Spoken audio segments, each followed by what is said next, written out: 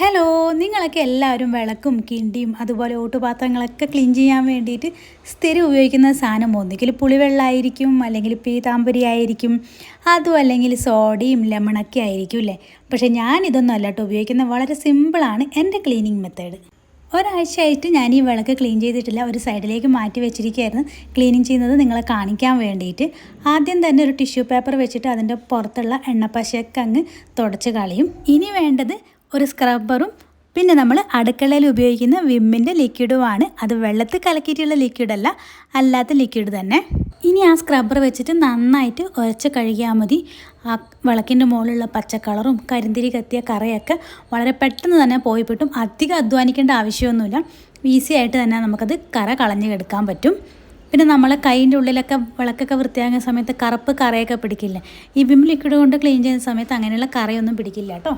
അപ്പോൾ ഇന്നത്തേക്ക് ഇത്രയേ ഉള്ളൂ.